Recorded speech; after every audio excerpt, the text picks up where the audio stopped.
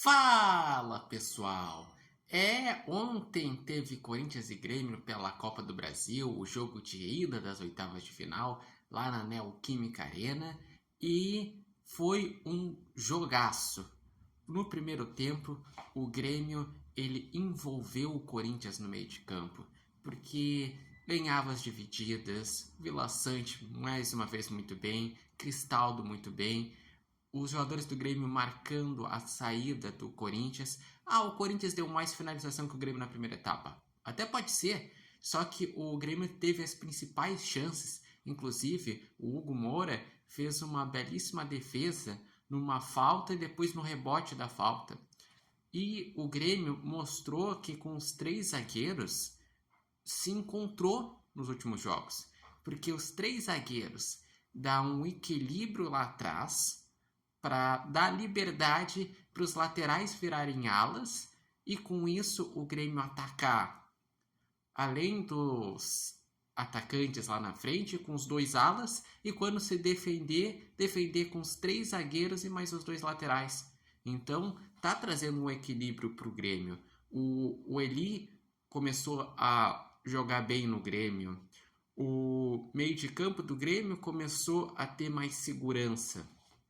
E na segunda etapa, o Grêmio no início até estava conseguindo jogar bem, só que o Corinthians fez uma leitura muito boa quando deu o intervalo, que ele trouxe o Wesley na ponta para exigir mais da parte dos laterais, e quando o Grêmio tira um dos zagueiros e tenta ir para cima para ganhar o jogo, botando Nathan Fernandes e Gustavo Nunes, acabou que não surtiu efeito, porque o Corinthians botou mais um jogador para preencher o meio, e daí o Grêmio não conseguiu criar jogadas ofensivas, e mais ainda, depois ainda entra o Pedro Henrique, e o Corinthians começou a jogar em transição com Wesley e com o Pedro Henrique.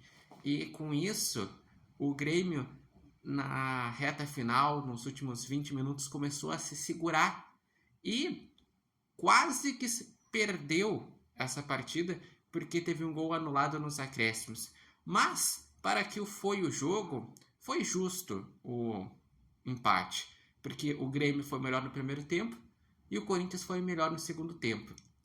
E tá tudo em aberto para o jogo de volta, que vai ser na próxima quarta-feira, no Couto Pereira, com o mando do Grêmio. E realmente é de difícil previsão, porque o Grêmio tá num momento melhor que o Corinthians, se encontrou com os três zagueiros, mas o Corinthians também sabe competir bem, sabe jogar em transição, sabe fazer aquele jogo que marca bem e deixa o adversário com dificuldades, sem falar que o Grêmio tem um problema importante, que é a questão da finalização. O Grêmio deu 10 finalizações, 4 na direção do gol e não fez nenhum gol. A sorte do Grêmio é que na volta vai estar retornando o Diego Costa. E daí sim é um acréscimo muito importante, porque já teve acréscimo quando voltou o Soteldo e o Vila Sante, que deixou o time mais competitivo, e com o Diego Costa acredito que vai melhorar essa questão ofensiva. Mas deixem aqui os seus comentários, o que acharam dessa partida entre Corinthians e Grêmio? Acharam que foi justo o empate? Acharam que quem se destacou? Deixem nos comentários, acompanhem o repórter Matheus Wolff no TikTok, no Instagram e no canal do YouTube Repórter Matheus Wolff. Lembrando que esse vídeo tem um oferecimento de Nova Marca e de Barbearia Independência.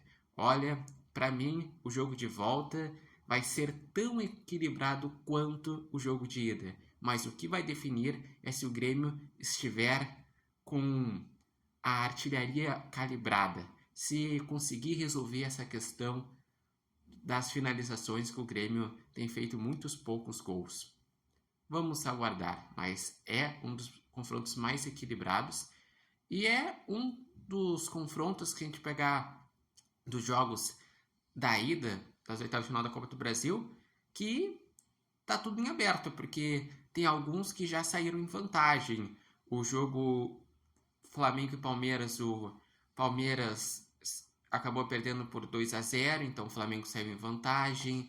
Teve o São Paulo contra o Goiás, que o São Paulo ganhou de 2-0 e saiu em vantagem. Mas esse jogo, assim como o CRB e Atlético Mineiro, que saiu em empate, assim como Bahia e Botafogo, que saiu em empate, esse ficou tudo em aberta. Só que esse, diferente de CRB e Atlético Mineiro, esse jogo é mais equilibrado. É equilibrado como é, por exemplo, Bahia e Botafogo. Então, é difícil o prognóstico para saber quem vai avançar. Deixem aí nos comentários quem avança para a próxima fase da Copa do Brasil.